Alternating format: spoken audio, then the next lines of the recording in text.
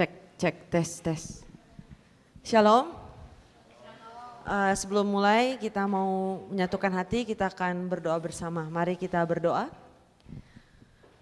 Allah Bapa di surga, terima kasih untuk kesempatan, waktu yang begitu berharga di malam hari ini Bapa. Engkau mengumpulkan kami semua di tempat ini. Bapa, kami mohon biarlah Kau menyertai setiap dari kami, memampukan kami Bapa untuk mengerti kebenaran firman-Mu. Bapa, bila Roh Kudus yang beracara dan menuntun hamba-Mu yang tidak layak dan penuh dengan kekurangan ini, sehingga hanya firman kebenaran-Mu saja yang disampaikan. Bapa, biarlah kami menjadi jemaat kudus yang tersisa di akhir zaman, mempersiapkan untuk menghadapi akhir zaman yang akan segera datang. Biarlah kami tidak kehilangan iman kami dapat mengerti setiap kehendak-Mu, mengerti setiap waktu cetak biru yang telah Kau tentukan Bapa dari zaman permulaan hingga akhir zaman ini. Biarlah kami tidak menjadi orang-orang bodoh, biarlah kami menjadi orang yang bijaksana untuk mengerti setiap waktu dan kehendak-Mu. Bapa, kami menyerahkan seluruh acara malam ini ke dalam tangan-Mu saja dan hanya untuk kemuliaan Engkau saja. Hanya dengan meninggikan nama Tuhan Yesus Kristus kami berdoa dan mengucap syukur. Amin. Shalom. Malam ini bahannya cukup complicated ya, cukup rumit. Jadi harus fokus ya, harus fokus. Ini penting sekali untuk kita. Nyiapinnya juga sangat tidak mudah ya, penuh dengan struggle. Jadi ayo kita sama-sama, ini penting untuk kita semua di akhir zaman. Nah,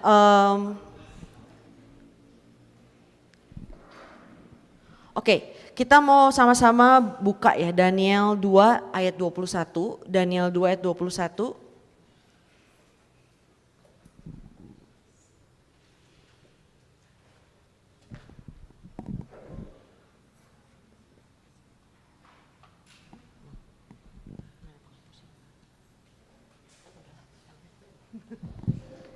Kita mau lihat Daniel 2 ayat 21. Baca bareng ya, 1, 2, 3.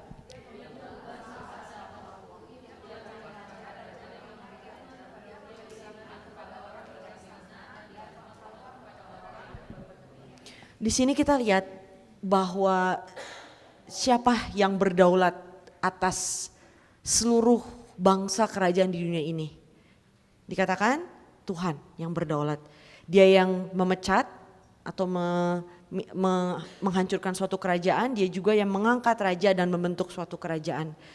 Jadi kalau kita lihat saudara, sejarah dunia ini kelihatannya seperti yang terjadi gitu saja atau karena ada suatu cerita di belakangnya. Tapi di balik semua sejarah dunia itu adalah Tuhan yang telah mengatur semuanya. Jadi semua bangsa kerajaan yang ada saat ini pun tidak kebetulan. Tidak ada yang kebetulan. Nah, kita akan melihat dari kitab Daniel. Ya, dari kitab Daniel. Nah, malam ini kita mau lihat, membandingkan antara Daniel 2 dan Daniel 7. Ya. Ada satu lagi Daniel 8, tapi kita nggak akan ke situ karena sangat complicated dan sangat dalam sekali pelajaran ini saudara ya. Nah, Daniel 2 dan Daniel 7 ini merupakan nubuatan yang telah Tuhan berikan. Jauh sebelum bahkan itu terjadi. Dan kalau kita lihat hari ini telah digenapi. Daniel adalah nabi yang lahir sekitar tahun 620 sebelum Masehi. Jadi sekitar tahun segitu lalu dia dibawa sebagai tawanan ke Babel di usia 15 tahun. Jadi saudara tinggal kurangin, saudara dapat 605 kan penawanan di Babel. Lalu setelah itu dimulai dari mimpi Nebukadnezar, dia menginterpretasikan mimpinya, lalu dia juga di tahun Raja Kores juga menerima penglihatan, yaitu di Daniel 7. Jadi ini udah terjadi lama sekali, tapi semuanya digenapi sesuai. Dan Daniel 2 dan 7 ini berbicara sampai kepada zaman kita, akhir zaman. Nah, jadi ini penting sekali dan ini membuktikan bahwa Alkitab itu bukan sembarangan buku, saudara. Alkitab itu adalah benar-benar firman Tuhan. Dan kalau kita lihat 99% semua sudah digenapi, tinggal satu lagi kedatangan Tuhan. Jadi pasti akurat dan akan terjadi. Nah, kalau kita mengerti, maka kita dapat mempersiapkan diri. Sama seperti Nuh yang mengerti apa yang akan terjadi mempersiapkan bahtera. Kita pun sama, kalau kita mengerti apa yang akan terjadi, kita pun harus mempersiapkan diri kita. Karena tidak ada yang dapat melarikan diri. Ya, ini penting sekali. Kita akan lihat Daniel 2, boleh ke PowerPoint-nya. Kita lihat Daniel 2, ini adalah mimpi Raja Nebukadnezar. Mungkin saudara sudah sering melihat patung ini di Google juga ya. Nah, kalau kita lihat ini tertulis di Daniel 2, 31 sampai 45. Kalau dibaca itu panjang sekali ya, jadi saudara nanti di rumah baca sendiri supaya lebih mengerti ya. Itu tertulis di Daniel 2, 31 sampai 45. Ini mimpi yang Nebukadnezar terima dari Tuhan beserta interpretasi mimpi yang hanya diberikan kepada Daniel oleh Tuhan. Ini membuktikan bahwa mimpi ini hanya dari Tuhan gitu saudara, bukan dari manusia. Nah ternyata mimpi ini itu adalah sebuah nubuatan tentang sejarah dunia ini. Tentang sejarah dunia ini. Jadi kita lihat patung ini itu terdapat beberapa bagian. Dimulai dari kepala yang terbuat dari emas. Ini gak ketutupan kan? Semua bisa lihat? Mungkin yang sebelah situ susah ya? Gak apa-apa, nanti saya bagi deh di grup ya. Pokoknya kita lihat, nanti saya akan bagikan. Nah di kepalanya itu adalah terbuat dari emas. Ini lalu turun ke bawah ada lengan dan dada terbuat dari perak. Lalu perut dan pinggang terbuat dari tembaga. Lalu paha dan kaki terbuat dari besi. Lalu terakhir kaki dan jari kaki, jadi di sini kaki dan jari kakinya sebagian dari besi, sebagian dari tanah liat. Jadi kalau sudah lihat materi dari patung ini semakin ke bawah semakin turun nilainya. Ya ini adalah nubuatan tentang sejarah dunia. Ya next, kepala yang dari emas itu adalah kerajaan Babel. Ini interpretasinya tertulis yang tadi Daniel 2 tadi ya. Yang pertama kepala itu adalah Babel. Kepala emas, lalu ke bawahnya itu yang merupakan dada dan lengan perak, itu adalah Medo-Persia, lalu turun ke bawah yaitu ke perut dan pinggang yang terbuat dari tembaga, ini adalah Yunani. Lalu ke kaki besi, paha dan kaki besi itu adalah Roma, dan jari kaki yang terbuat dari sebagian tanah liat dan sebagian besi menunjuk kepada bangsa-bangsa pecahan dari Roma, ya bangsa-bangsa pecahan dari Roma. Nah, lalu pada akhirnya terdapat sebuah batu, saudara ya, batu yang menghancurkan patung ini. Lalu patung ini hancur berkeping-keping, terhembuskan angin, lenyap, hilang, tidak ada jejaknya. Lalu batu itu menjadi gunung yang besar sekali. Dan itulah menyimbolkan kerajaan Allah yang kekal. Jadi kalau boleh lihat secara garis besar kerajaan di dunia seberapa hebatnya pada akhirnya semua akan hancur berlalu semuanya. Dan batu itu adalah berbicara mengenai Tuhan Yesus. 1 Korintus 10 ayat 4, batu itu adalah Tuhan Yesus. Tuhan Yesus akan menghancurkan semua yang ada di dunia ini dan dia akan membangun kerajaan yang baru yaitu kerajaan Allah.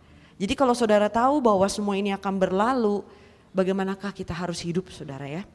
Nah ini adalah Daniel 2, kita mau lihat Daniel 7. Next. Daniel 7 ini adalah penglihatan yang Daniel terima ya. Dan dia melihat ada 4 binatang yang keluar dari laut. Ya, ada 4 binatang. Ini tertulis di Daniel 7. 1-8, maaf saya mau koreksi, tadi pemerintahan tahun pertama Belshazzar, bukan Kores ya, Belshazzar. Jadi masih di Babel saudara ya, Daniel masih di Babel. Nah jadi saudara bisa lihat kalau tadi dari patung kan udah dikasih tahu ada kerajaan-kerajaan yang akan ada, ini semua kan belum terjadi kan waktu Daniel terima. Belum terjadi, kan dia masih ada di kepala di Babel. Lalu dia mendapat konfirmasi lagi dari Tuhan di Daniel 7, mimpi atau penglihatan ada 4 binatang. Ada 4 binatang. Nanti saudara juga baca di rumah karena ini panjang, gak akan keburu kalau kita baca satu persatu. Itu di Daniel 7, 1-8. Nah, kalau kita lihat struktur kitab Daniel 1-6 sebelum Daniel menerima penglihatan ini, itu berisikan latar belakang dari bagaimana Daniel dibawa sebagai tawanan ke Babel. Lalu terjadi juga transisi sejarah dunia dari kerajaan Babel ke kerajaan Persia. Lalu ke iman, tentang juga ada iman 3 teman Daniel, saudara tahu kan, yang dimasukkan ke perapian yang sangat panas sekali. Dan juga ada cerita mengenai Daniel dilempar masuk ke kandang singa. Nah ini kita lihat ada gambaran iman yang luar biasa dari Daniel dan 3 temannya. Dan ini adalah gambaran iman jemaat kudus di akhir zaman yang bisa bertahan. Ya. Nah lalu nyampe ke Daniel 7 ada penglihatan yang Tuhan berikan kepada Daniel tentang masa depan kerajaan di dunia. Dan ini sampai kepada zaman kita hari ini saudara. Ya. Nah kalau kita lihat saudara, berarti kan ini kan sudah berlalu kan dari Babel, Medo Persia, lalu ke Yunani, ke Roma. Ini kan udah berlalu kan? Ini ada di sejarah saudara, ini benar-benar sejarah fakta. Sudah berlalu kan? Kalau saudara lihat 90% dari patung ini sudah digenapi, tinggal kaki kan? Ya kan? Menurut saudara ini pasti digenapi gak? Pasti digenapi. Jadi ini benar-benar kita harus ambil serius saudara. Kita seperti Nuh yang menerima wahyu tentang apa yang akan terjadi. Ya. Nah Daniel 7 ini diterima Daniel di tahun 553 sebelum Masehi. Yaitu tahun pertama Raja Belshazzar. Ya, di tahun 553 sebelum Masehi. Usia Daniel saat itu 67 tahun. Ya, 67 tahun. Nah Roma ini sejarah semua saudara ya. Roma itu hancur di tahun 476 Masehi. Ya, jadi waktu Daniel 7 diberikan tahun berapa tadi? 553 sebelum Masehi. Nah Roma yang adalah si kaki besi itu hancur di tahun 476 Masehi. Ini ada berapa jeda waktunya, ada berapa jaraknya? Itu sekitar 1000 tahunan saudara. Ini kalau bukan Tuhan yang kasih bisa gak terjadi seperti ini? 1000 tahun kemudian semua tepat digenapi. Ini ternyata sudah ada dan hanya ada di Alkitab saudara. Saudara gak bisa cari buku dimanapun di dunia yang bisa seperti ini. Ini bukti kan kedaulatan Tuhan yang luar biasa. Jadi kalau 1000 tahun Tuhan pegang, bagaimana dengan zaman kita sekarang? Seolah-olah seperti terjadi biasa aja, ada bangsa ini, ada negara itu, negara ini. Semua sudah di tangan Tuhan. Sudah sesuai dengan rencana yang Tuhan nubuatkan dari zaman Daniel. Oke? Yesaya 46 ayat 11 berkata seperti ini. Saya bacakan Yesaya 46 ayat 11. Saya baca yang bagian B-nya. Aku telah mengatakannya, maka aku hendak melangsungkannya. Aku telah merencanakannya, maka aku hendak. Jadi apa yang sudah Tuhan katakan pasti terjadi.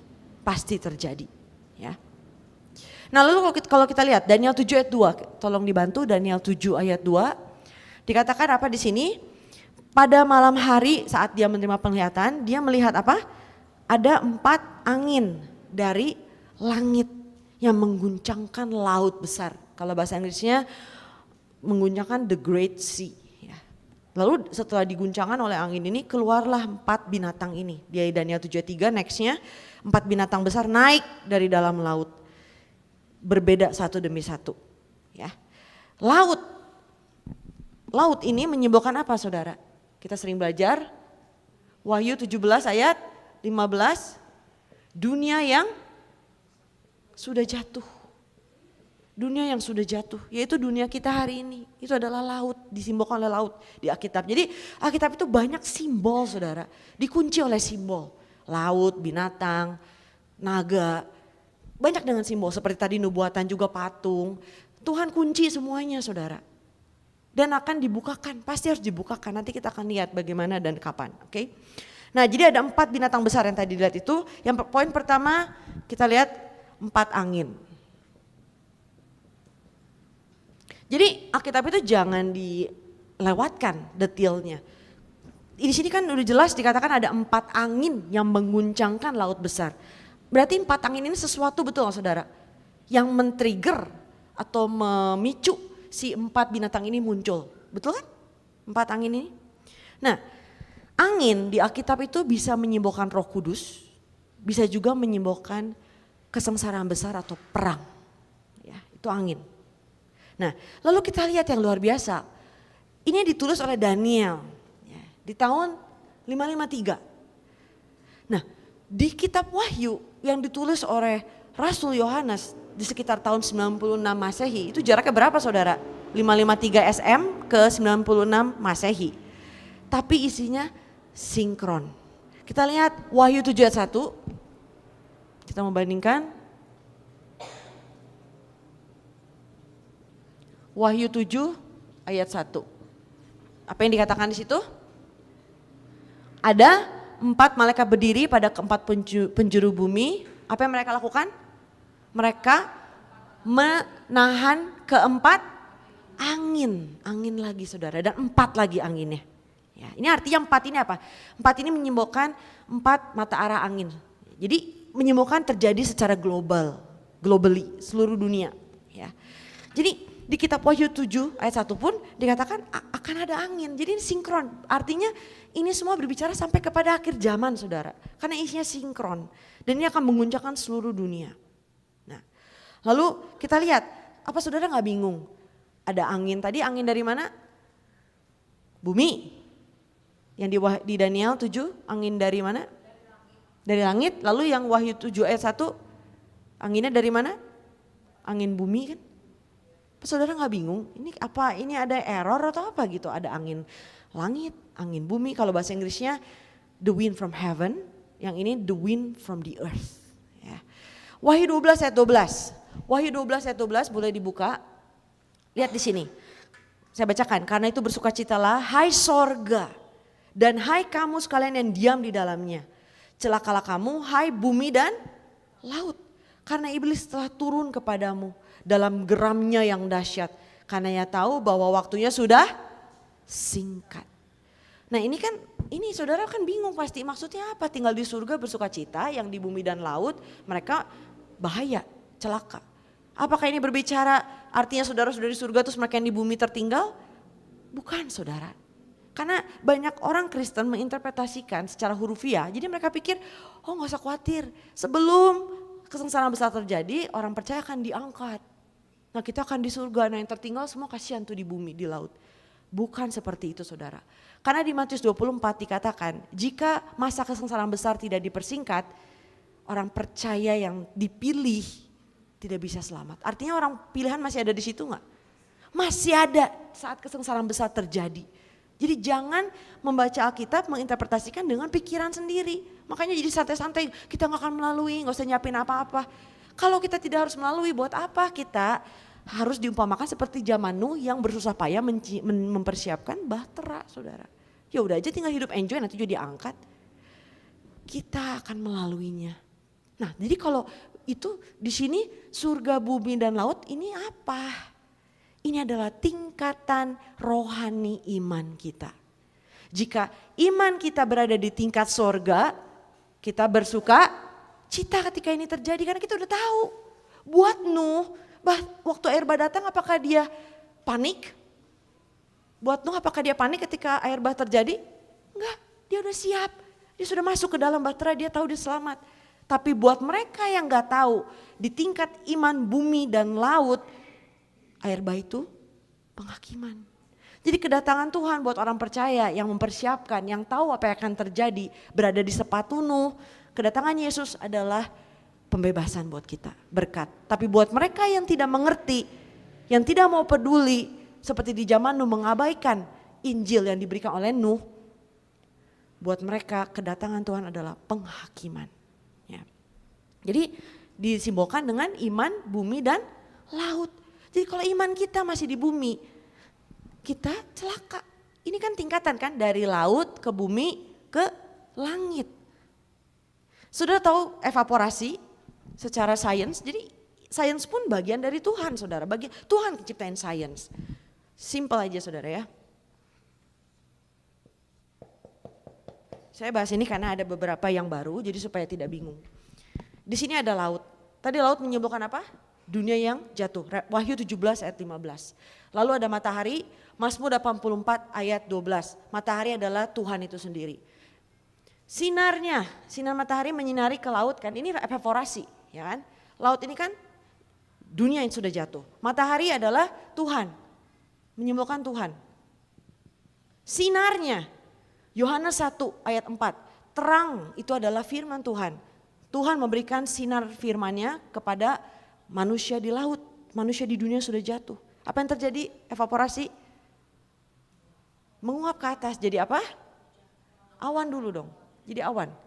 Awan di Ibrani dikatakan awan itu adalah saksi. Jemaat kudus. Ayatnya saya lupa. Cincin ayatnya Ci, biar cepat. Cloud of witness. Ibrani. No, Ibrani. Yes, Ibrani 12 ayat 1. Ibrani 12 ayat 1, ya ini ayatnya. Nah, lalu awan itu naik, kena evaporasi kan, dia membawa apa dalamnya? Air kan, turun ke bawah jadi hujan. Ulangan 32 ayat 2 adalah pengajaran firman Tuhan. Jadi kita yang sudah diangkat ke langit, tugas kita menginjil. Ke yang laut lagi, ke yang ada di darat juga. Ini level iman, ada yang di laut, ada yang udah di darat, ada yang udah jadi awan. Ngerti ya saudara ya? Tuhan tuh pakai hal di bumi ini untuk kasih tahu kita hal surgawi. Ya. Jadi jangan bingung. Jadi kalau di kitab Wahyu saudara ada lihat istilah tinggal di bumi, tinggal di langit, tinggal di surga, jangan bingung. Tingkatan iman, artinya di akhir zaman untuk kita selamat, tingkatan iman kita harus di mana? Paling tinggi, puncak imannya. Kalau di Matius 24 dikatakan kalau kita masih bayi menyusui, bisa selamat saudara. Kalau masih bayi secara rohani di akhir zaman gak bisa bertahan. Jadi ini kita harus hati-hati. Nah lalu referensi 1 Korintus 15, 40-41 mengenai hal yang ini ada tingkatan iman ya. 1 Korintus 15, 40-41. Lalu Kolose 3 ayat 2. Kolose 3 ayat 2 berkata seperti ini, pikirkanlah perkara yang di atas bukan yang di bumi. Jadi walaupun tubuh kita ada di bumi, tapi pikiran kita di mana? Di surga. Perkara yang di atas, itu yang harus kita lakukan sebagai jemaat kudus di akhir zaman. Lalu balik ke Daniel 7 ayat 3, binatang besar ini naik dari dalam laut, yang satu berbeda dengan yang lain. Ya. Nah jadi binatang ini dari laut, berarti binatang ini duniawi kan? Duniawi ini adalah bangsa-bangsa atau kerajaan yang tidak mengenal Tuhan. Ateis, tidak percaya pada Tuhan. 4 binatang ini. Ya. Binatang di Alkitab itu menyimbolkan manusia tanpa pengertian akan firman Tuhan. Mazmur 49 ayat 21 mengatakan itu. Saya bacakan, manusia dengan segala kegemilangannya tidak mempunyai pengertian, boleh disamakan dengan hewan atau binatang yang dibinasakan. Kalau dalam bahasa Inggrisnya binatang ini adalah the beast that perish. Jadi mau sehebat apapun, punya jabatan apapun, tapi kalau di mata Tuhan tidak punya pengertian akan firman Tuhan, di mata Tuhan seperti binatang. Di Pengkhotbah pun berkata, apa bedanya manusia dengan binatang? Kalau manusia tanpa firman Tuhan sama-sama makan, minum, mempunyai hasrat nafsu, sama kan dengan binatang. Tapi membedakan harus mempunyai roh Tuhan baru jadi manusia. Seperti Adam yang dihembuskan nafas kehidupan. Yeskiel 37 itu adalah firman Tuhan. Ya. Jadi binatang ini adalah kerajaan, balik ke PPT, binatang ini adalah kerajaan yang tidak bertuhan, berdiri melawan Tuhan serta menganiaya jemaat kudus. Ya. Poin kedua, jadi angin saudara ngerti apa? Perang atau kesengsaraan besar. Nanti kita akan lihat ya di lebih dalam lagi tentang ini, angin. Oke. Yang kedua,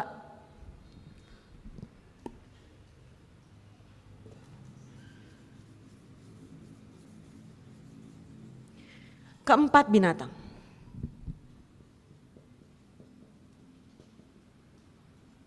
Keempat binatang. Nah, kita lihat binatang pertama. Oke, di situ.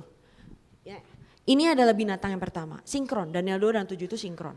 Kepalanya tadi emas itu adalah Babel.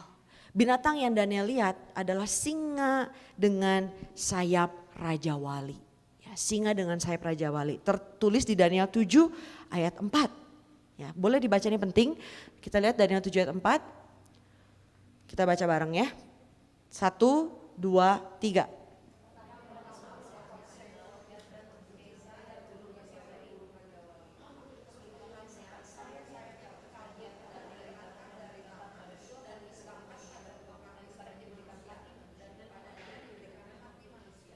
Nah, kenapakah Tuhan tentukan oh ini singa gitu ya? Ada maknanya saudara. Singa itu apa? Raja hutan. Raja hutan. Dan singa itu ganas saudara. Kalau melihat mangsa, singa itu tidak akan pernah melepaskan mangsanya. Jadi mangsanya nggak bisa lari kalau udah ditarget sama si singa dan dikejar. Lalu singa itu kuat, buas dan kejam. Kalau udah nangkap apa bisa singa kita ampun tuh singanya nggak jadi makan saudara. Tidak, singa itu buas dan kejam. Dan singa itu cepat kakinya kan. Kalau ngejar kan di hutan dia cepat banget gitu saudara. Makanya jadi raja hutan saudara ya. Nah tapi yang menyeramkannya lagi di sini udah singa itu sendiri adalah binatang yang kuat dan kejam. Tapi dia punya sayap saudara. Sayapnya bukan sayap ayam atau sayap kecoa ya saudara ya. Sayapnya sayap apa ini? Raja Wali itu raja di langit. Burung raja di langit. Paling cuman satu-satunya burung yang bisa terbang lebih tinggi. Semakin tinggi dalam badai itu cuman Raja Wali saudara. Burung yang lain semua sembunyi. Jadi dia itu raja langit. Udah dia singa, raja hutan, dia punya sayap raja langit saudara. Kebayang betapa kuatnya singa ini? Ini menggambarkan kekuatan Babel. Ya, kekuatan Babel. Saat itu Babel itu begitu kejam dan berkuasa. Menguasai seluruh dunia. Nah apa artinya sayap Raja Wali dan juga singa? Satu raja hutan, darat, satu raja langit. Ingat tadi, langit dan bumi. Langit menggambarkan rohani, sisi rohani. Bumi sisi jasmani. Si Babel ini menjajah baik jasmani dan rohani. Daniel tadi di zaman siapa? Babel kan? Boleh ibadah ke Tuhannya? Boleh kan ibadah ke Tuhannya waktu dia di Babel? Sampai masuk kandang singa kan? Karena menyembah Tuhan kan? Berdoa terus berdoa gak mau nyembah patung Raja Nebukadnezar kan? Jadi menjajah baik rohani dan menjajah juga baik jasmani. Itulah Babel. Ya. Nah, lalu binatang ini berdiri di atas dua kaki manusia, memiliki pikiran seperti manusia. Ya. Tapi karena kecongkakannya, sayapnya pun dicabut dan kerajaan ini berakhir. Ini menyimbolkan bagaimana waktu itu Raja Babel di Daniel 4, dia begitu sombong kan Nebukadnezar ya. Lihatlah kerajaan ini kata dia, ini hasilku. Dalam sekejap apa yang terjadi? Dia jadi seperti binatang, jadi idiot saudara, seperti binatang langsung. Kukunya jadi panjang kayak kuku, kalau anjing gak pernah dipotong kukunya yang klaunya gitu loh. Jadi gila gitu saudara, dalam sekejap karena kecongkakan. Ya. Ini menyimbolkan juga di akhir zaman bagaimana Tuhan akan melenyapkan orang-orang yang sombong dan antikris ya. Referensi Daniel 4 28 sampai 33. Ya. Nah, yang lebih menarik di antara barang-barang peninggalan kerajaan Babel ini artefak beneran ditemukan potongan yang menyerupai bentuk singa dengan sayap. Jadi kalau saudara Google, Babel tuh punya simbol itu singa dengan sayap saudara. Mengkonfirmasi nubuatan ini. Binatang kedua, ayo langsung aja di papan ini ya, di PPT. Tadi apa? Lengan dan dada ya, dari perak. Ya, dari perak itu adalah siapa? Medo Persia. Dan binatangnya adalah beruang, saudara ya. Ini kita baca Daniel 7 ayat 5, kita baca bersama. 1, 2, 3.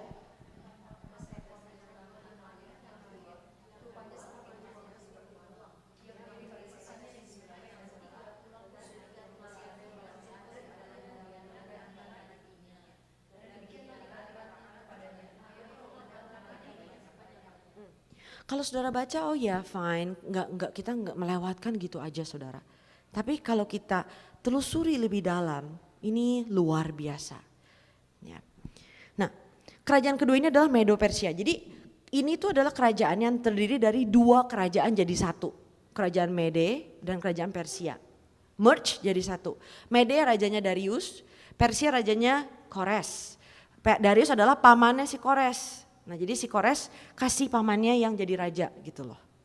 Ya, tapi di kemudian hari si Kores jadi raja utamanya. Lama-lama Medenya hilang, bersatu menjadi Persia. Persia mendominasi. Nah, ini ada di dalam gambaran beruang ini, saudara. Tadi dikatakan apa? Berdiri pada sisinya yang, nah ini kalau terjemahan Inggris lebih tepat. Kalau ini kan apa sih maksudnya berdiri pada sisi yang sebelah, apakah seperti ini, saudara? Gini maksudnya. Kalau dalam Pilates ini apa, Ci? Pelvic apa? Whatever ini apa? Flamingo. Ini Pilates namanya flamingo, sudah. Apakah maksudnya dia Pilates flamingo? Aneh. Dalam bahasa Inggrisnya dikatakan it was raised. It was raised on one side. Jadi terjemahan Indonesia tuh banyak yang nggak sesuai. Jadi mending kembali selalu ke bahasa aslinya, saudara ya. Yang paling dekat bahasa Inggris itu NKJV, ya, New King James Version. Nah sekarang lihat, it was raised up on one side. Ini kan bukan berdiri di kaki sebelah kan? Beda kan? Nah, it was raised. Siapa di sini guru bahasa Inggris? Hah? Kafra, guru bahasa Inggris ya? Miss, ini pasif aktif Miss? Hah? Pasif, apa itu definisi pasif?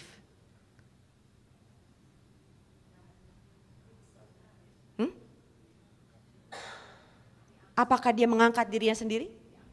Ada yang raise the bear up, ya kan? Apa ini maksudnya it was raised on one side? Back ke PPT, jadi si badannya itu setengah skoliosis. Nah, istilah Pilates skoliosis. Jadi gini saudara, burungnya gini. Ini maksudnya, tapi yang bikin dia naik satu ini seseorang yang naikin dia gini. Jadi bukan si Bere yang gini sendiri, tapi seseorang yang giniin dia. Skoliosis dalam Pilates. Skoliosis. Apa maksudnya? Dua kerajaan. Medo, Persia. Si Medo lemah. Persia yang kuat, lama-lama jadi Persia. Sampai sedetil ini saudara. Ini artinya, siapa yang naikin? Siapa menurut saudara? Tuhan. Tuhan. Siapa itu raja dari Persia tadi? Kores. Bahkan yang luar biasa, Raja Kores itu sudah dinubuatkan dari zaman Nabi Yesaya. Yesaya 45 1-2, boleh dibuka. Yesaya 45 1-2. Boleh dibaca bareng ya, 1, 2, 3.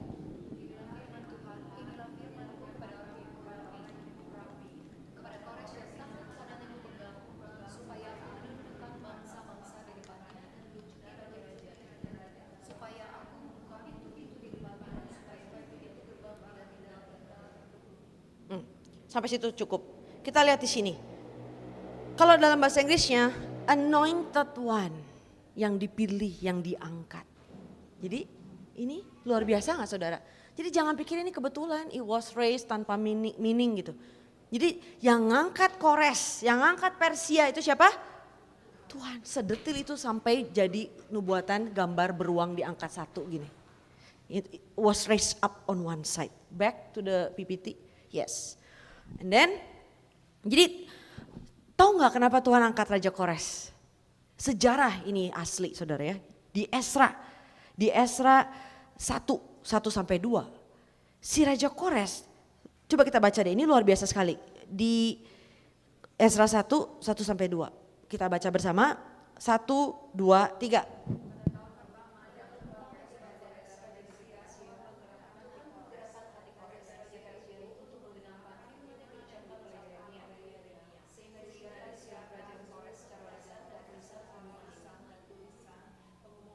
Yang kedua,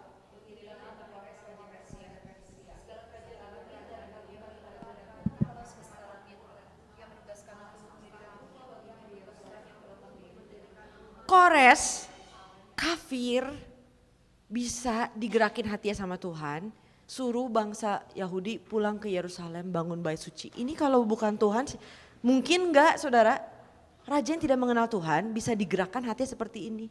Itulah artinya it was raised on one side. Jadi siapa yang pegang hati raja di dunia ini walaupun itu bukan orang, maksudnya orang kafir sekalipun?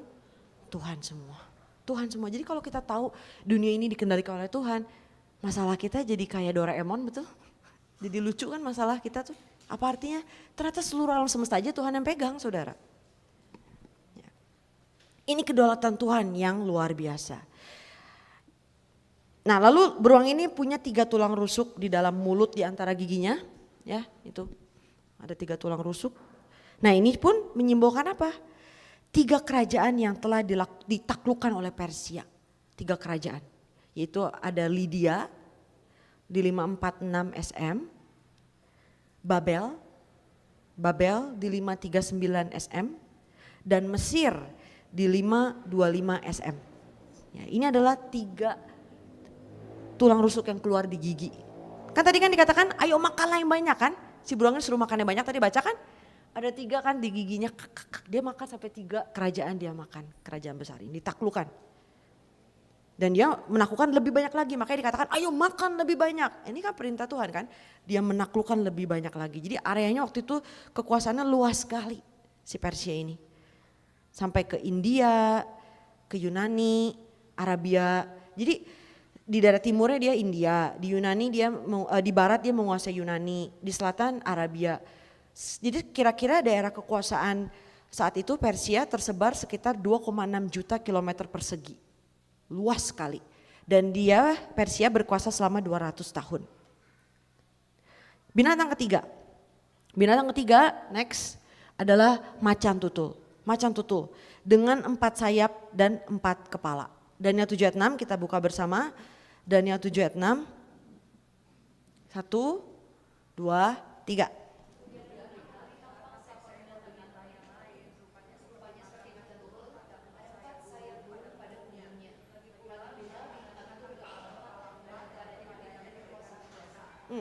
Kerajaan ketiga ini dan memang secara sejarah saudara ini memang Yunani, setelah Persia itu Yunani. Ya.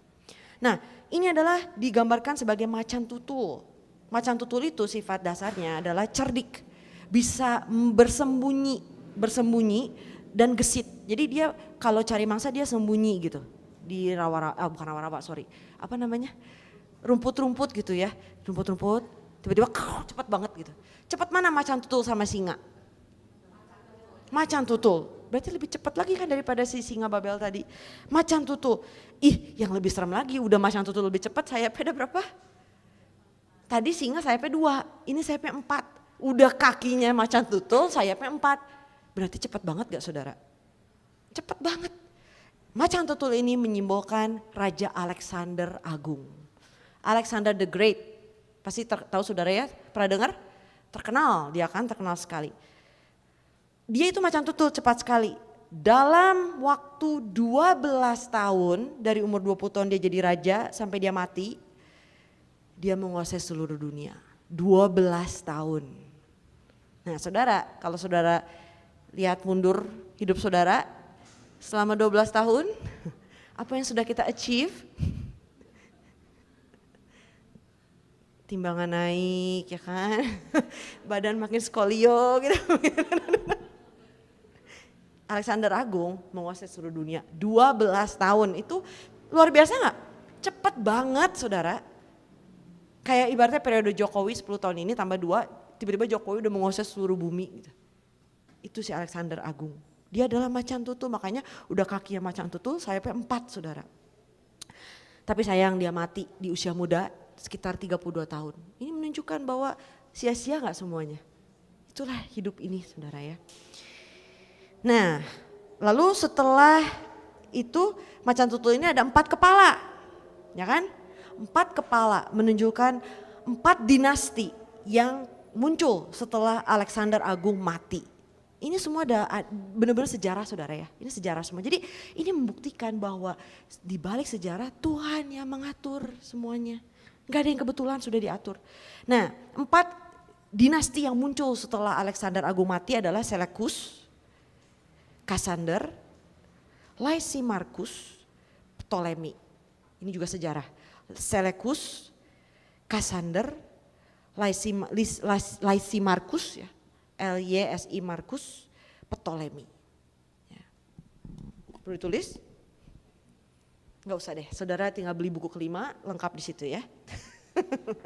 Ini semua anyway dari buku kelima, seri kelima Sejarah Penebusan. Ini papan yang ada sudah lihat di sini. Ini memang pasti mungkin saudara kalau yang baru pertama kali lihat, oh poiki ya. Ini adalah sejarah dunia yang disinkronisasikan dengan imam besar yang ada juga silsilah Yesus Kristus. Jadi gini, di balik sejarah dunia siapa yang akhirnya datang saudara? Jadi semua sejarah dunia ini bergerak untuk Mesias datang kan. Demikian juga akhir zaman. Sejarah dunia ini untuk siapa ujungnya? Tadi apa yang terakhir menghancurkan patung tadi? Kedatangan yang kedua. Jadi ini semua adalah gambaran akhir zaman kita. Ini tabelnya ada di buku kelima saudara. Raja-rajanya, nah ini ada 4 dinasti yang muncul setelah Alexander Agung mati. Ya, ini Yunani di sini. Tapi saudara lihat di balik Yunani silsilah Yesus pun jalan. Jadi nggak tiba-tiba nggak ada badai ini terputus tiba-tiba Yesus lahir kan? Kan dia terus jalan silsilahnya juga di balik itu. Sudah pikir hari ini pekerjaan Tuhan terhenti? Kelihatannya kayak damai-damai aja kayak nggak ada apa-apa. Tidak terhenti. Ya lagi Natal nih. Yesus lahir pun yang tahu yang sadar cuman siapa? Gembala yang miskin tidak dihormati, orang Majus. Orang Majus ini itu orang kafir saudara, orang Babel dari Babel. Jadi orang Yahudinya, yaitu orang Tuhan itu sendiri, orang umatnya, kemana semuanya? Gambaran akhir zaman. Hanya orang-orang yang seperti gembala, seperti orang Majus yang akan bertemu dengan kedatangan kedua. Orang-orang yang ngaku-ngaku umat, percaya, sombong dengan gelar Yahudi dan sebagainya. Imam besar apa? Semuanya malah membunuh. Akhir zaman pun sama. Ya. Oke, jadi kita harus hati-hati. Ya. Nah tadi si Yunani ini disimbolkan dengan apa nih? Pinggang, tembaga kan tadi ya, pinggang dan perut tembaga. Luar biasanya secara sejarah orang Yunani itu paling unggul dalam teknik menempa tembaga. Ini benar saudara, luar biasa gak? Jadi gak ada yang kebetulan saudara. Yang keempat, binatang keempat. Nah yang binatang keempat ini beda dari 3 binatang yang pertama. Ya. Tidak seperti binatang, jadi gak ada rupanya gitu, bukan macan tutul, bukan singa, bukan apa. Kita lihat Daniel 7, 7-8. Daniel 7 itu pun ilustrasinya belum tentu sesuai ya, karena kan binatangnya nggak tahu bentuknya monster gitu saudara. Jadi yang tadi lebih kayak Godzilla gitu ya. Tapi ini binatang kayak monster gitu, bukan binatang yang ada di bumi ini gitu. Oke, kita lihat Daniel 7, 7-8. Kita baca bareng ya, 1, 2, 3.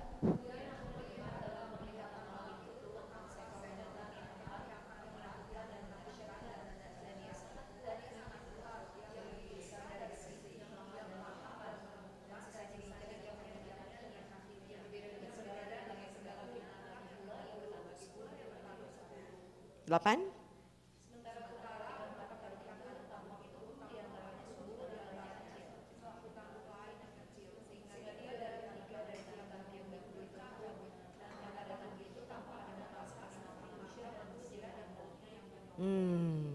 Ya, bingung nggak?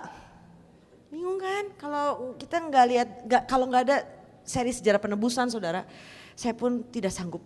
Nyiapin ini pun udah ada seri sejarah penebusan pun sangat-sangat bergumul saudara. Sampai jam 2 subuh beneran asli. Sampai tadi pun gak bisa makan karena tegang saudara ya. Apalagi tambah banyak orang makin tegang lagi saya. Nah jadi binatang ini berbeda dari ketiga binatang yang sebelumnya. Bentuknya gak tahu. Ini cuma gambaran ilustrasi ya. Bentuknya gak tahu. Giginya besar dari besi melahap meremukan. Ya. Kayak monster gitu. Dan ini adalah binatang menyimbolkan kerajaan Roma, ya. Nah, saudara tulis referensinya Daniel 7, 23-27, Daniel 7, 23-27. Nah, lalu yang menarik dari binatang ini ada 10 tanduk. Dari tanduk, di antara 10 tanduk ini ada 1 tanduk yang muncul, ya kan? Ada 1 tanduk yang muncul dan 3 tanduk yang sebelumnya jatuh gitu, hancur, digantikan oleh 1 tanduk ini kan, ya kan. Nah, secara sejarah, 1 tanduk ini tuh dalam bahasa kalau di kitab Daniel dibilang itu orang yang hina, Di mata Tuhan tuh sangat hina aja orang ini. Itu jahat sekali saudara. Si satu tanduk itu jahat sekali. Dia itu menghentikan ibadah di bait suci, menginjak-injak bait suci. Pokoknya dia menista Tuhan dengan sangat hebatnya.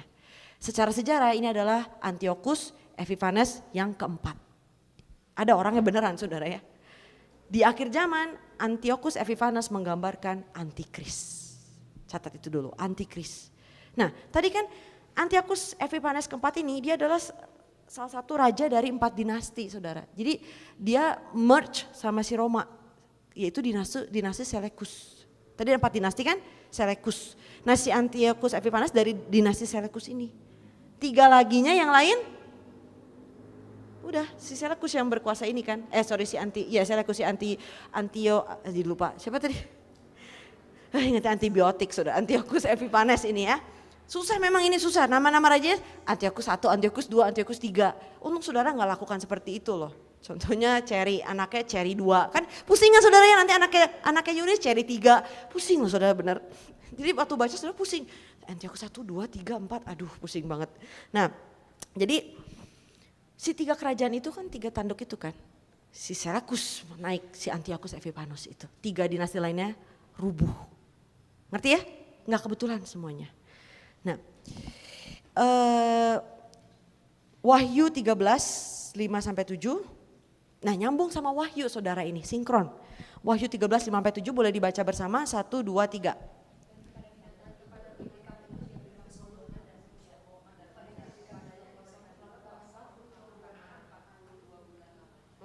6.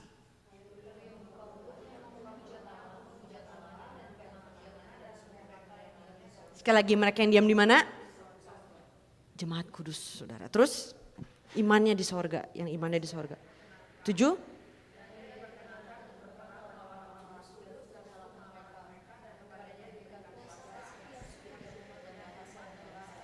Nah ini adalah gambaran antikris di akhir zaman. Ada kata 42 bulan kan, nah saya gak bisa terlalu detail sampai 42 bulan dikorek semua, tapi itu ada maknanya juga. Stay tune, tetap datang terus ya. Jadi nggak bisa malam ini semua, nanti saudara berasap ya, bukan berketombe lagi tapi berasap kepalanya. Lalu di tahun 476 Masehi Roma pun hancur dan pecah ya. Banyak bangsa saat itu jadi bangsa-bangsa saat ini. Jadi Roma tuh pecah saudara dan jadi bangsa-bangsa hari ini yang modern sekarang Eropa. Itali, Rusia, Inggris, itu semua dulunya Roma saudara. Roma itu gede banget saudara. Ya, Roma itu gede banget. Kerajaan yang paling luas dan bertahta selama hampir 2000 tahun.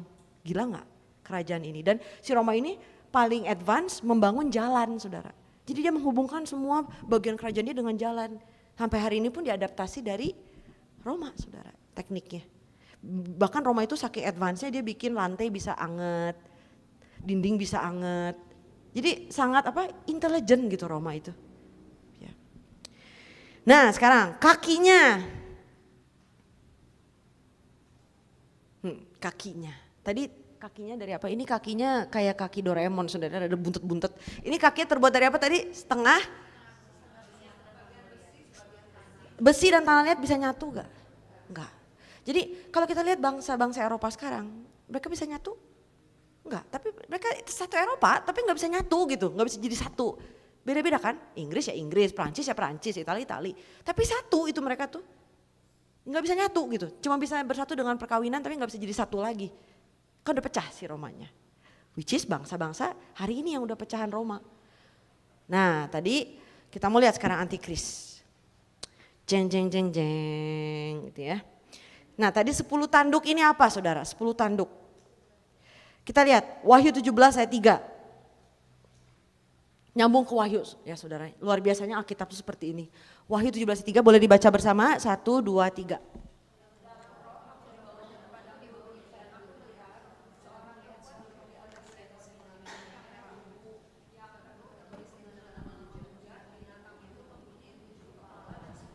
Nah sama gak? Sama, ini sama sudah berbicara kepada bangsa antikris yang sama, tentang antikris ini bangsa antikris. Lalu ayat 10 dan 12 Vin. Wahyu 17 ayat 10 dan 12. Baca bareng. 1, 2, 3.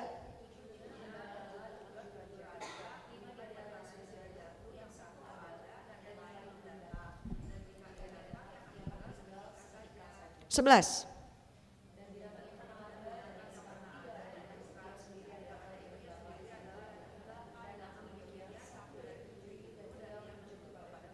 Dua belas.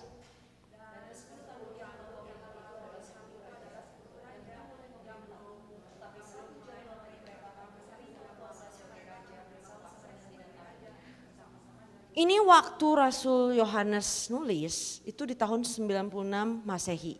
Saat itu yang berkuasa adalah kerajaan Roma. Jadi dikatakan 10 tanduk ini pun adalah raja yang belum belum menerima kuasa. Berarti kan ngomong nanti kan? Pecahan Roma kan, si antikris, bangsa antikris saudara ya. Nah di akhir zaman, bicara tentang akhir zaman. Nah bingung gak ini saudara, 7 kepala. Ada binatang 7 kepala. Apa yang 7 kepala? Tadi adalah 7 kepala ini 7 kerajaan. Ya. Jadi si Wahyu tuh kasih penjelasan lebih lagi dari sisi yang lain saudara. Tentang sejarah dunia ini. Saudara gak bingung ya semuanya? Konsentrasi kan? Ada yang ngantuk? Amin, oke.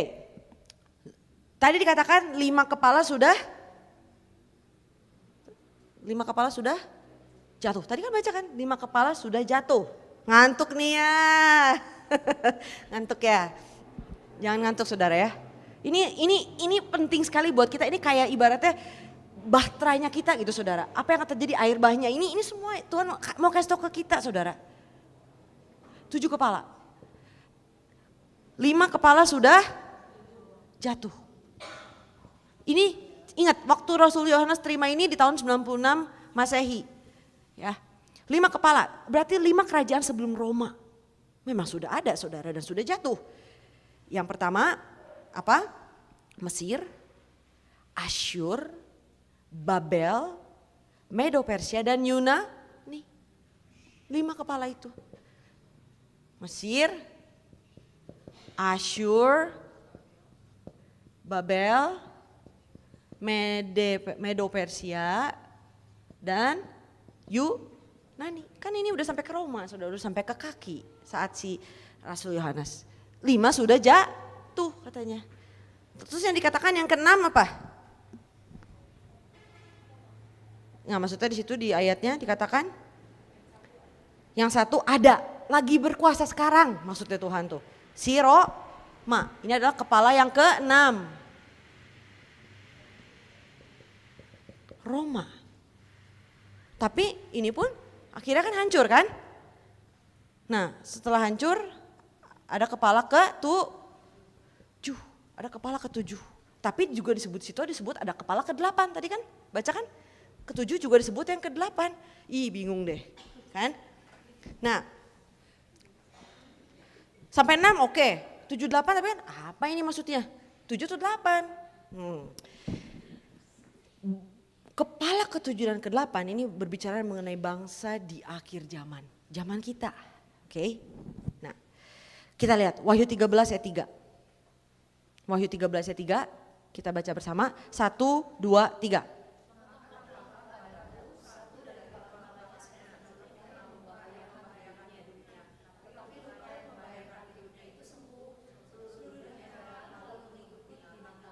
Nah jadi binatang yang ke-7 ini, kepala yang ke-7 ini luka, tapi dia sembuh. Lukanya ini membahayakan nyawanya.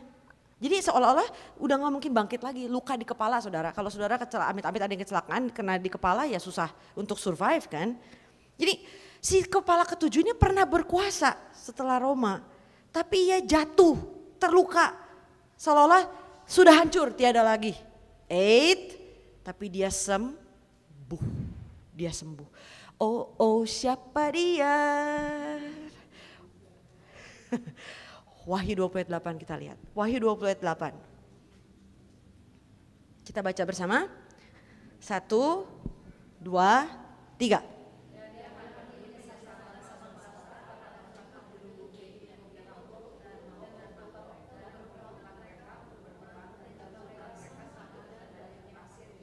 Ini adalah bangsa yang akan berperang melawan umat kudus. Kalau secara hurufiah Israel, ya kan? Tapi kan secara rohani kan jemaat kudus. Kita kan Israel sejati di Roma 2, 28-29.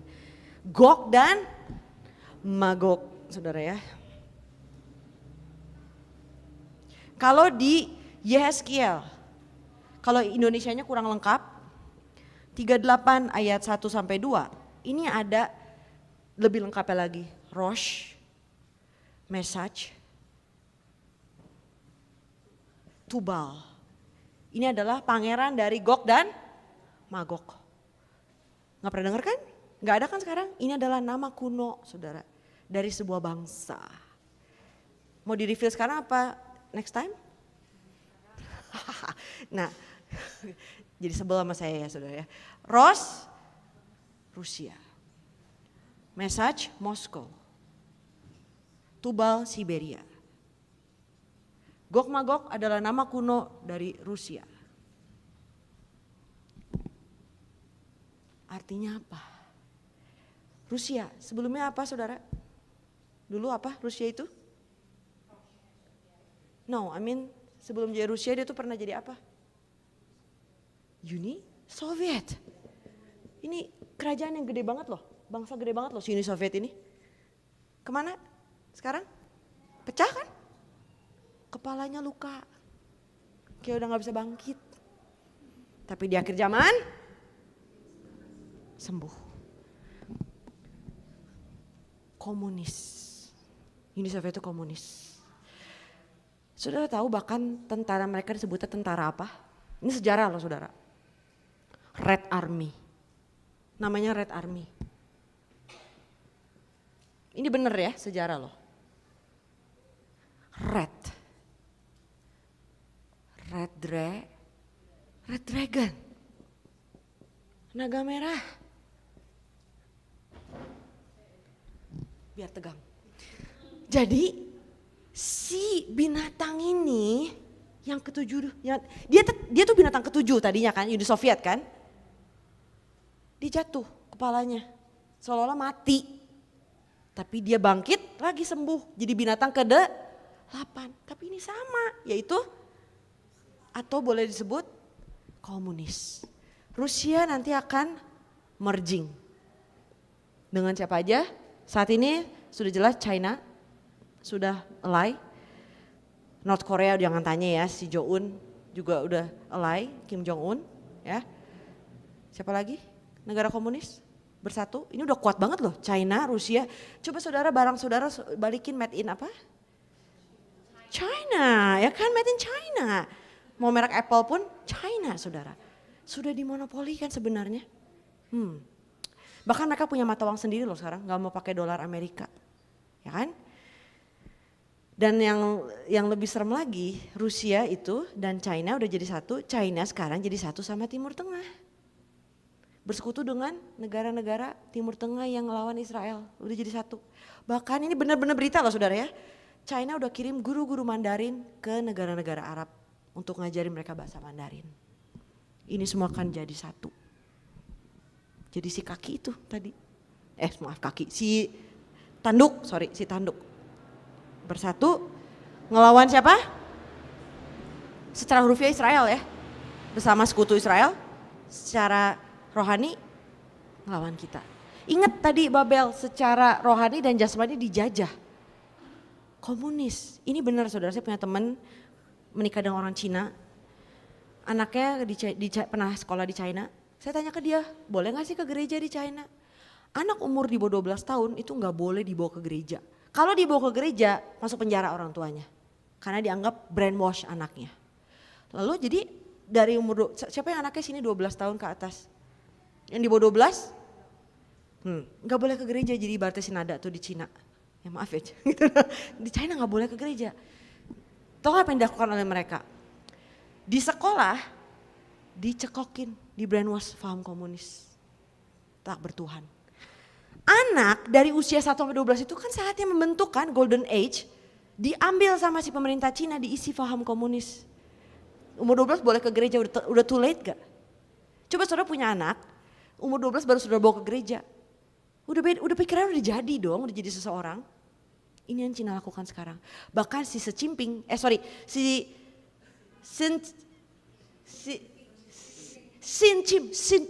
ya. Kedaulatan Tuhan namanya secimping mirip saudara ya. Bahkan kalau nggak kepleset pun sin itu adalah Kedaulatan Tuhan, Xi Jinping saudara ya. Dosa gila ya. Kenapa dia dosanya gila? Interpretasi sendiri. Kenapa dia Xi Jinping? Xi Jinping. Karena kenapa? Saudara tahu dia bikin Alkitab sendiri? Alkitab yang ada kita sekarang ditambahin nama dia saudara. Salah satunya, saudara tahu waktu di Yohanes ada perempuan yang ketahuan berzina. Dibawa ke Yesus kan? Untuk dilemparin batu. Sama si Xi Jinping itu ditambahin. Lalu Yesus melempari dia dengan batu, astaga naga saudara. Ditambahin kata-kata itu. Lalu Yesus melempari wanita ini dengan batu. Gila gak? Ini antikris bukan saya tanya saudara? Sudah mulai belum? Ini tuh udah mulai saudara. Cuman tinggal tunggu satu tombol dipencet. Boom. Ya. Nah tadi saudara Wahyu 7 ayat 1. Dikatakan angin tadi apa? Perang. Angin ini ditahan kan? Ditahannya nunggu apa? Nanti kita akan bahas ya. Nunggu apa? Anginnya dilepas. Kita akan lihat. Nah, perang dunia itu akan terjadi. Bahkan gak usah ngomong orang-orang percaya deh. Saintis pun atau orang dunia semuanya gak percaya Tuhan pun tahu perang dunia pasti akan terjadi. Mereka sudah prediksi. Makanya kenapa semua bangsa sekarang sibuk nyiapin nuklir. Pertahanan nuklir. Kecuali Indonesia saudara ya. Kita mempersiapkan makan gratis. Nah jadi beda, kita emang agak lain gitu negaranya. Nah kita perangnya iman saudara ya. Belum diserang nuklir, kapal selam udah tenggelam sendiri. Luar biasa sekali kita saudara. Kadang kita lihat Sakaria 13, 8-9. Memang agak lain Indonesia ini. Sakaria 13, 8-9. Kita baca bersama. Jadi gak mengumpulkan kuda ya rajanya. Tuhan perlindungan kita. Yuk kita baca bareng ya. 1, 2, 3.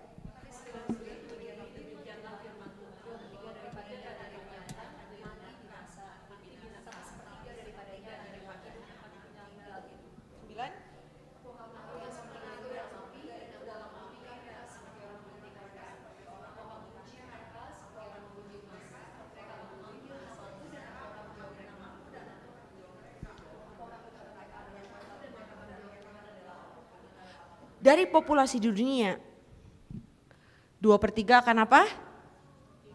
Game over. Mati saudara.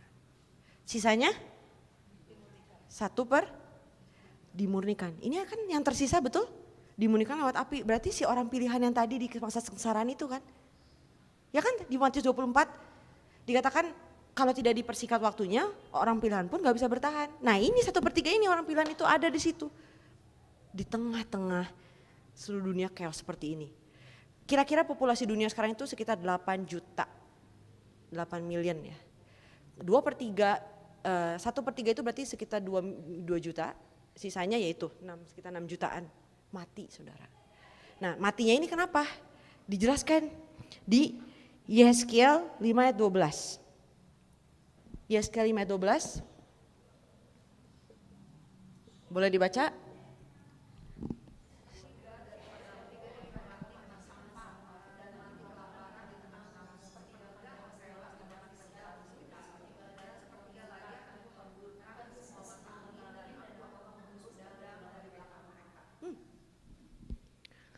Dua per tiga, 1/3 dan 1/3.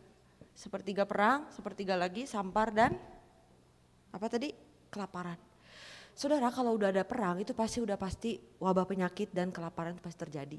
Nonton deh dokumentasi perang dunia 1 dan perang dunia 2 itu serem banget saudara.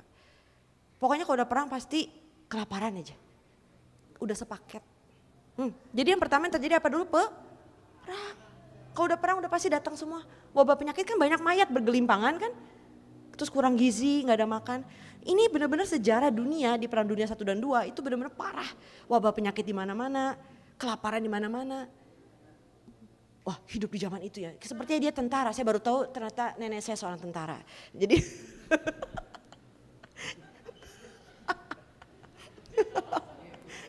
Oke. Wahyu 9 ayat 15. Nyambung semua kitab itu luar biasa. Wahyu 9 ayat 15.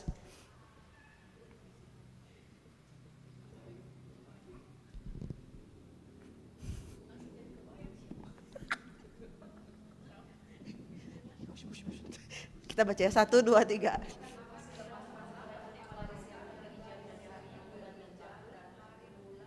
Untuk apa?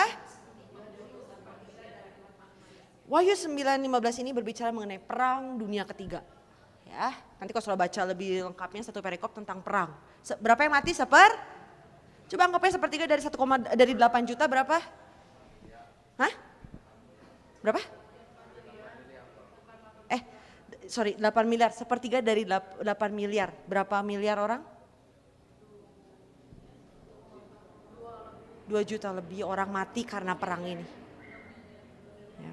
Lalu sisanya ya after effect ya, kelaparan. Kalau orang udah lapar, brutal gak? Coba kalau saat ini tidak ada makanan disediakan di potluck, pasti saudara akan brutal sekali. Gitu. Makanya sekarang duduk manis, dengerin karena udah dikasih makan gitu. Coba makanan taruh setelah khotbah. Wah brutal saudara. Enggak ya, kita beda ya, kita kan di surga bukan di bumi dan laut. Kesimpulan. Wahyu 7:1-4. Kita baca bareng. Wahyu 7:1-4. Kita mau lihat si angin tadi itu. Yuk baca bersama. 1, 2, 3.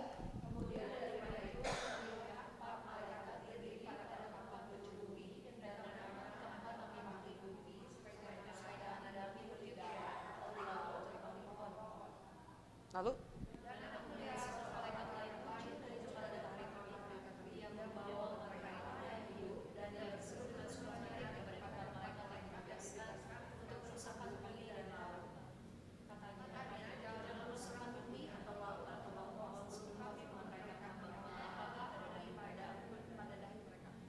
Empat.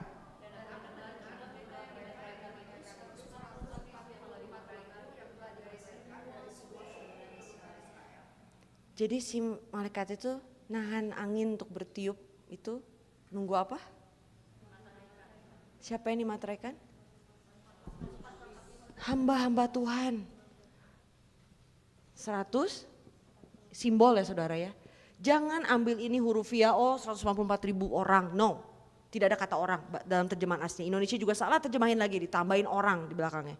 Tidak ada kata 144.000 orang, tapi ini adalah simbol. Ada pelajarannya juga, stay tune ya on the next one, oke. Jadi ini pun ada artinya saudara, tapi just bear in mind. Jangan ingat ini adalah simbol dari jemaat kudus yang dimateraikan di akhir zaman. Nunggu siapa dimateraikan sekali lagi? Jemaat kudus. Si sepertiga tadi kan yang melalui pemurnian. Nah, ketika si jemaat kudus ini selesai dimateraikan, angin dilepas. Artinya perangmu, kalau perang udah mulai, kesengsaraan besar terjadi. Perang itu gak main-main loh saudara loh. Perang itu serem sekali. Ya.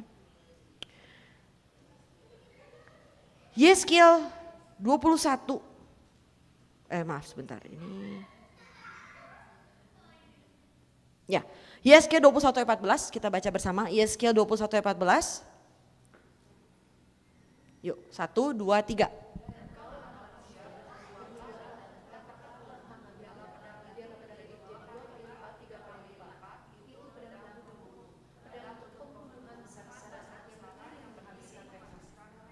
Kalau dalam bahasa Inggrisnya, ini kan di sini cuma bilangnya pedang 2 kali lipat, pedang 3 kali. Kalau dalam bahasa Inggrisnya, kata pedang itu diulang 3 kali. Pedang, pedang, pedang. Ya. Jadi ketika Tuhan menghakimi, Tuhan tuh menghakimi 3 kali banyaknya, menjatuhkan amarahnya. Makanya pedang, pedang, pedang. Contoh lagi, Yeskiel 7:6. Yeskiel 7:6. Yuk, 1, 2, 3.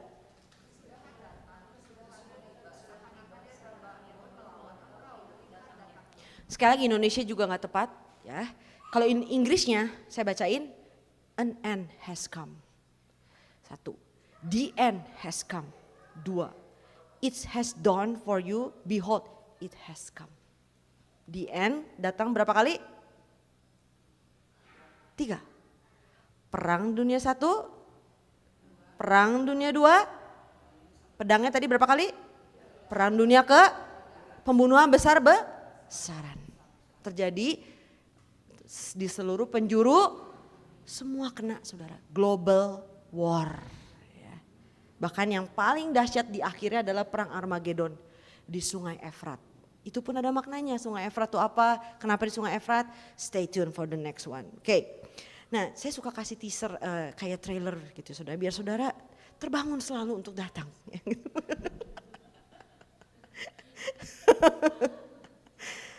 3 kali saudara, perang dunia ketiga. 1, 2 udah kan, tinggal apa? 3, tinggal ketiga. Tinggal si kaki ini, tinggal tanduk ini, udah tinggal ini saudara, yang lain udah digenapi semua.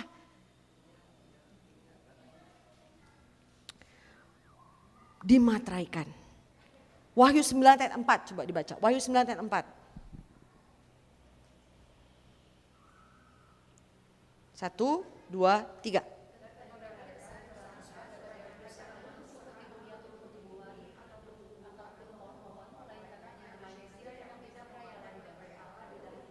Siapa yang akan celaka? Yang gak pakai materai di dahinya. Jadi materai ini itu kayak bahtera di zaman Nuh, betul? Matius 24, 37-39, ingat saudara, akhir zaman akan seperti zaman Nuh. Ya, kalau ada penghakiman, Tuhan juga kasih salvationnya, kasih solusi dong. Tuhan kan masa kamu dihakimi nggak dikasih tahu solusinya apa yang harus dilakukan. Tuhan tidak seperti itu. Penghakiman sudah dikasih tahu ini akan terjadi. Ini amazing gak saudara? Saudara clear loh apa yang terjadi loh. Negaranya apa aja udah dikasih tahu semua. Ini clear.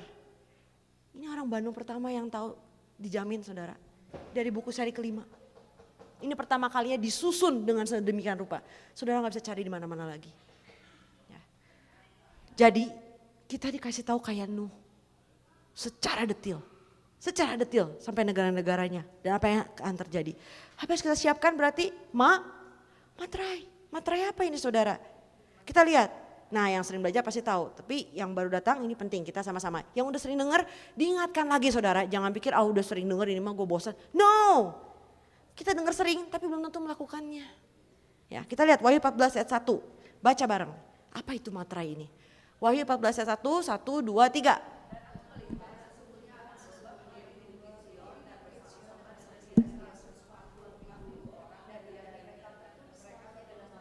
Tadi materainya ada di mana? Di dahi kan? Di dahi ternyata ada apa? Nama Bapa dan nama anak. Berarti materai itu adalah nama Bapa dan nama pas ini maksudnya Kita lihat Wahyu 19 ayat 13. Jawabannya apa itu nama Bapa? Wahyu 19 ayat 13. 1, 2, 3. Apa yang dimateraikan? Firman apa? Loh aku kan udah percaya Tuhan. Aku udah Kristen dari bayi loh, aku lahir pun aku teriaknya haleluya, bukan oe-oe saudara ya. Tapi firman apa ini maksud di sini? Aku udah punya Alkitab, aku dari aku kecil. Maksudnya firman apa saudara? Di Wahyu 5, 1-5, di situ ada gulungan kitab yang terkunci dengan sempurna. Dimateraikan, ditutup sama Tuhan, di-seal dengan sempurna. 7 materai artinya sempurna. Si Rasul Yohanes nangis. Kenapa nangis? Karena aduh gimana ini gak dibuka.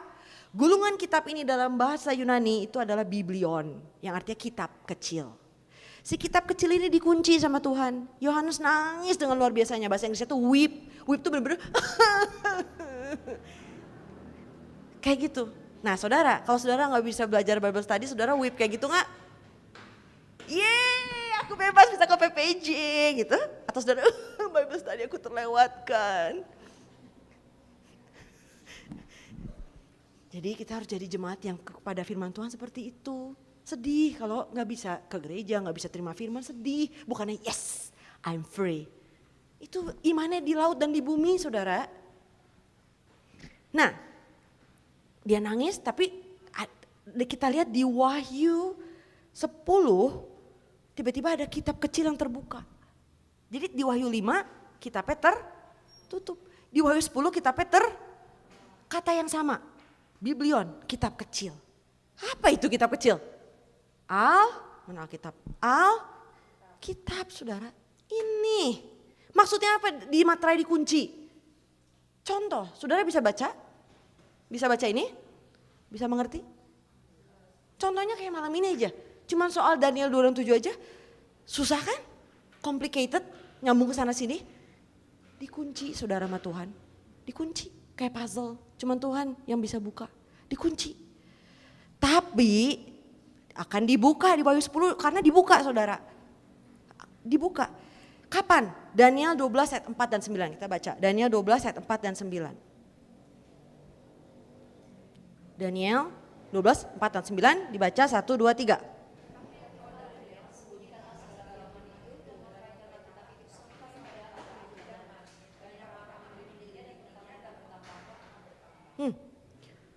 Kapan? Akhir zaman. Logika gini deh. Si malaikat nahan angin, nahan supaya nggak terjadi kesengsaraan besar, supaya nggak perang. Berarti si materai ini harus dikasihnya kapan? Masa setelah perang? Sebelum kesengsaraan besar kan? Berarti masa damai betul? Masa kita masih bisa terima firman? Ya dong, logika dong. Nahan angin supaya dimaterai. Ya materainya harus dikasih sebelum dong. Bukankah saat ini kita harus terima materai itu? Firman yang dibukakan sebelum perang terjadi. Firman yang dibukakan, dijelaskan apa adanya sejelas-jelasnya kepada kita, itulah firman yang akan dibukakan di akhir zaman. Yohanes 16 ayat 25, coba dibaca. Yohanes 16 ayat 25. 1, 2, 3.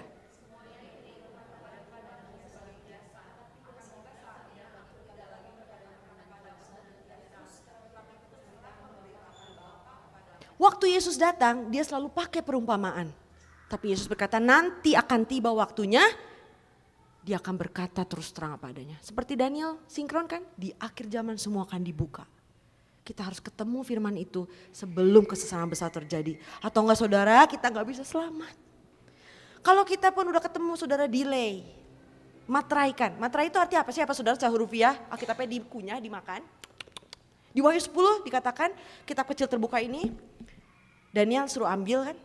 Misalnya ini si Yohanes ambil.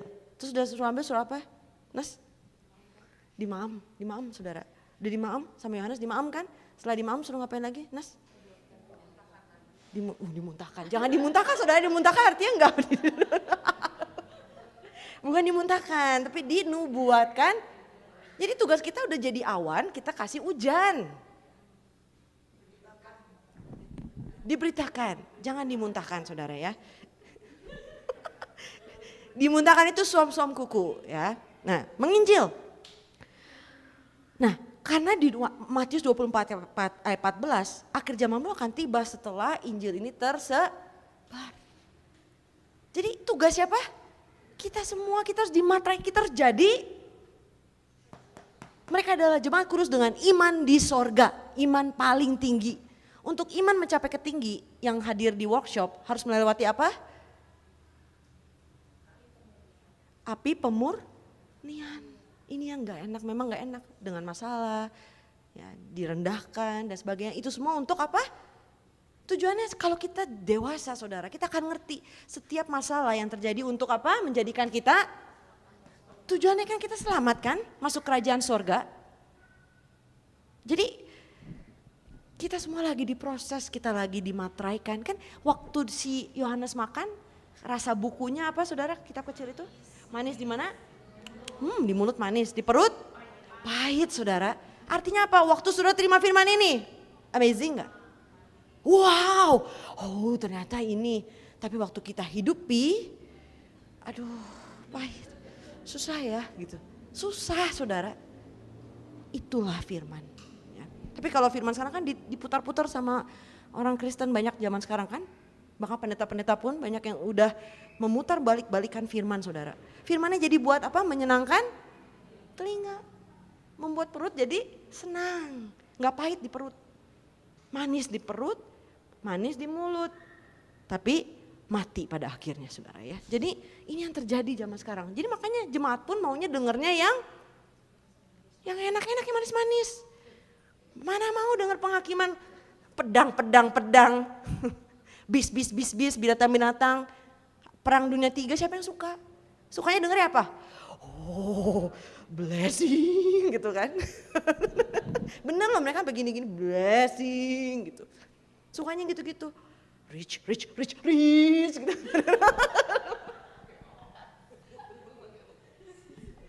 bener loh. Tapi kalau firman yang murni, yang susah, orang gak mau.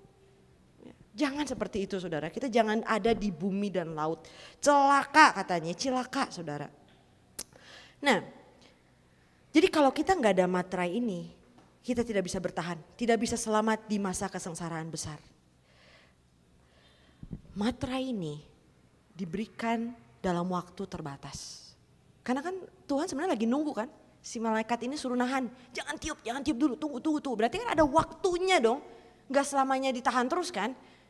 Nah, ini pun ada pelajarannya saudara. Wah, luar biasa sekali. Di kitab Daniel ada 1260 hari. Ada 1290 hari. Ada 1335 hari di Daniel 12. Apa ini semua maknanya? Stay tune. Oke. Ini semua berhubungan dengan pematraian juga. Dengan timeline-nya Tuhan. Oke. Nah jadi dimatraikan ada waktunya. Ketika waktunya habis. Apa yang terjadi? Perang kan? Komunis kan? Komunis akan menang saudara. Sudah dinubuatkan di Wahyu juga. Komunis akan menang. Kita akan kalah dulu. Tapi pada akhirnya kita yang bertahan menang. Kalau komunis berkuasa pertanyaannya. Saudara bisa datang ke gereja? Saudara bisa ibadah? Bisa Bible study? Bisa baca Alkitab? Bisa punya Alkitab? Bisa melayani Tuhan? Bisa menginjil? Jadi kalau masa itu habis, gak bisa gini lagi. Kita akan merindukan ini nanti. Gak bisa lagi. Saudara punya Alkitab pun gak bisa. Makanya materai. Kenapa di dahi? Dahi itu isinya apa? Otak. Kehidupan kita dikendalikan oleh otak kan? Hidup kita dikendalikan oleh firman.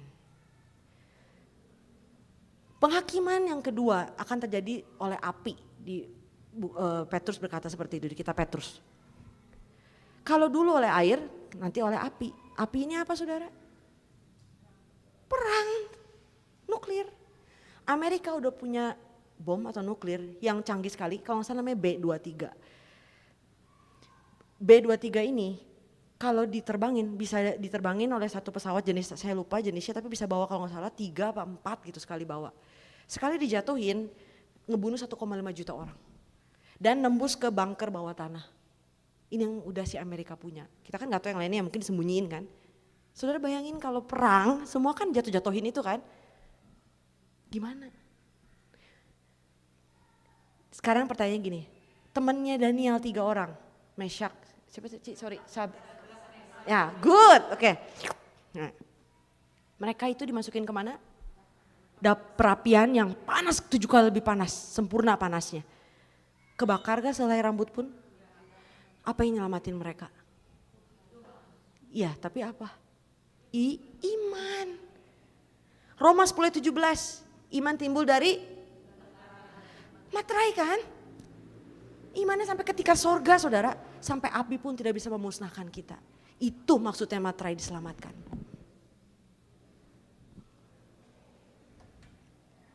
Pertanyaannya di waktu yang terbatas ini, apakah kita memateraikan diri kita walaupun sudah sering belajar?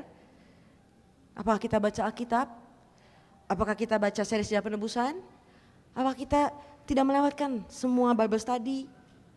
Atau kita terlena dengan dunia ini? Setiap hari sibuknya apa? Apakah sibuk cari uang? Ya bukan berarti sudah gak cari uang diem di goa ya. Apakah saudara hanya berpikir tentang perkara duniawi? Padahal ini lagi di masa time materai loh. Cuma nunggu nahan 4 mata angin ini jangan tiup, cuma nunggu kita di materai, cuma itu aja. Bukan nunggu saudara kaya. Saudara tunggu kita di materai. Kalau kitanya berleha-leha, nanti aku udah ngerasa aman, aku kan udah jemaat kudus, aku udah selamat, tidak perlu lagi seperti itu. Anyway direkam aduh jadi malu. Oke. Tiba-tiba boom waktunya habis. Mau gimana? Jadi jemaat kudus gak? Selamat tidak? Imannya gak nyampe saudara, gak bisa bertahan. Jadi kita harus mempergunakan setiap waktu yang ada. Efesus 5 ayat 16, pergunakanlah waktu yang ada karena hari-hari itu waktu gak menunggu. Kalau kita delay, nantilah. Setan itu gak bikin kita jangan, tapi nanti. Dibikinnya sekarang yang lebih serem lagi tuh setan bikin kita sibuk tanpa kita sadari loh. Tiba-tiba waktu berlalu, hari berlalu. Dibikin sibuk aja terus. Sibuk kerja, sibuk enjoy life, sibuk healing. Sampai lupa. Tiba-tiba udah hari besok gak baca Alkitab. Besoknya lagi lupa lagi. Sampai akhirnya gak baca, akhirnya gak dimaterai kan. Gak mau berdatang Bible study, sibuk, gue sibuk ini, sibuk itu. Kan kayak perumpamaan di Alkitab. Dikasih undangan tapi kasih alasan. Aku sibuk ngawinin, aku sibuk ini, aku sibuk bisnis, sibuk ini, itu. Kayak gitu, itu kan nubuatan di Alkitab semua terjadi di akhir zaman. Betapa susahnya ngajak orang ke gereja saudara. Ke gereja yuk, aduh sibuk, ke gereja yuk, aduh ada ini ada itu, betul gak? Jujur, susah gak? Susah banget saudara, susah banget. Inilah akhir zaman. Kalau waktunya, ya Tuhan kasih karunia, kita kayak masih dikasih karunia. Kalau Tuhan mau udahin bumi ini hari ini bisa gak? Kenapa masih ada sampai hari ini? Nunggu kan? Nunggu kita kan? Tapi kitanya terus beleha-leha saudara. Dipikir akan nunggu terus, ketinggalan. Kayak Esau mau bertobat pun sudah tidak bisa. Kenapa Esau kehilangan berkat rohani? Demi kacang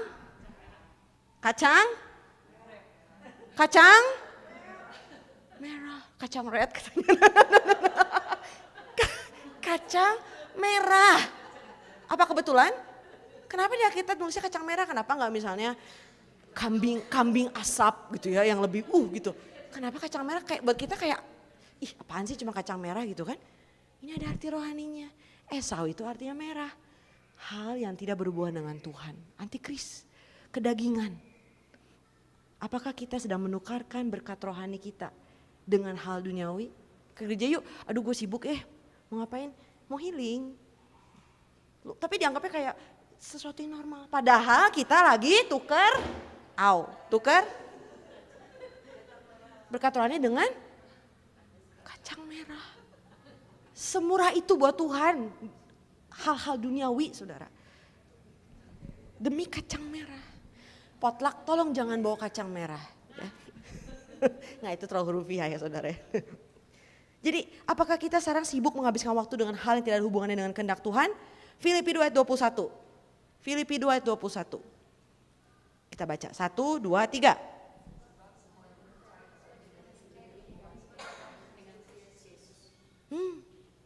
Kepentingan sendiri. Jadi dalam setiap hal kita lakukan, sebenarnya motivasi utamanya itu apa? Kepuasan aku apa untuk kehendak Tuhan? Apa itu kehendak Tuhan buat kita di akhir zaman? Menerima materai dan menginjil. Tapi kita malah lakukan hal yang lain. Ini yang disebut melakukan kepentingannya sendiri. Tidak ada hubungannya dengan Tuhan. Hanya memuaskan daging kita. Ibrani 12, 16-17. Ibrani 12, 16-17. 1, 2, 3.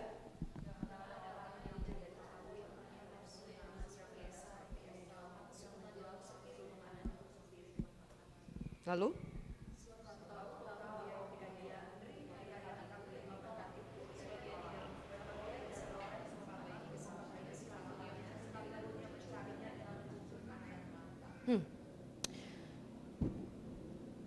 Lihat tokoh-tokoh di Alkitab saudara. Nuh, Yusuf, Ayub, Daniel dan lain-lain. Kunci mereka selamat tau gak apa saudara? Mempersiapkan. Semuanya mempersiapkan. Yusuf mau kelaparan dia mempersiapkan dulu kan. Daniel. Saudara kalau tahu kisah hidup Daniel, kenapa dia bisa jadi orang yang imannya sampai masuk ke kandang singa pun dia gak apa-apa. Itu gak datang tiba-tiba imannya. Ada sejarahnya saudara.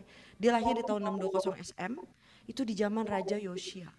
Di zaman Raja Yosia terjadi reformasi agama besar-besaran. Semua kembali ke Alkitab. Semua melakukan hukum Taurat. Zamannya Daniel kecil itu. Oke? Nah, oke. Jadi untuk kita hari ini sekali lagi kita harus mempersiapkan. Jangan membuang-buang waktu yang ada. Ini terakhir ya saudara ya, kita baca 2 Petrus 3 10-12. 2 Petrus 3 10-12. 1, 2, 3.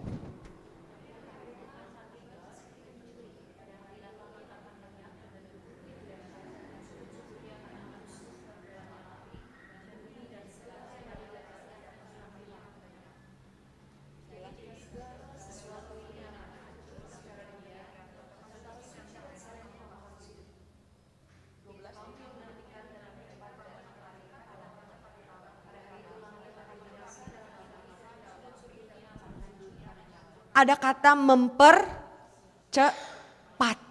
Berarti kita ambil andil nggak bisa mempercepat. Kalau kita lebih cepat dimateraikan, perang lebih cepat datang, ya ending selesai saudara. Kita mempercepat kepada mereka yang menantikan. Selalu hidupnya memandang kepada kerajaan surga, kedatangan kedua.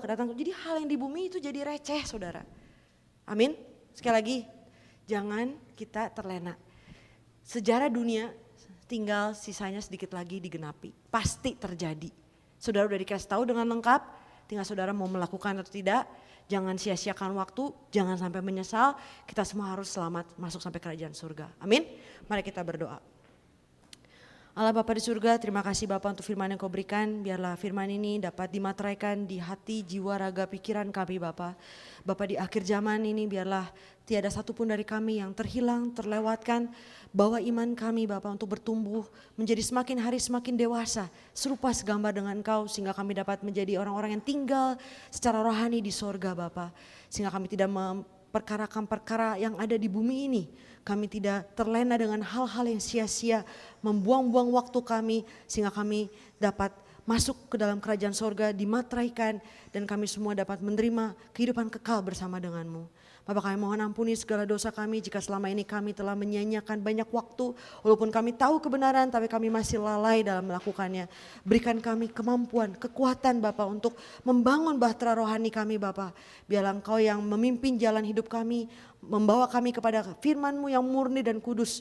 Dan Bapa, biarlah Kau sertai setiap keluarga, setiap anggota yang datang hari ini, baik pun yang tidak bisa datang, sertai dengan penyertaan pemeliharaan-Mu, perlindungan-Mu, juga jauhkan dari segala sakit penyakit dan kegelapan, baik secara jasmani dan rohani. Biarlah Kau pegang erat semua jemaat kudus-Mu, sampai kami semua tiba di kerajaan surga.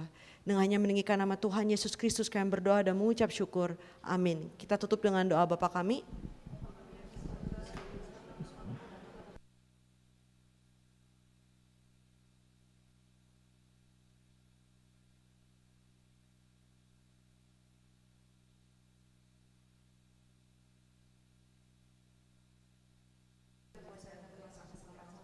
Kita berikan kemuliaan untuk firman Tuhan.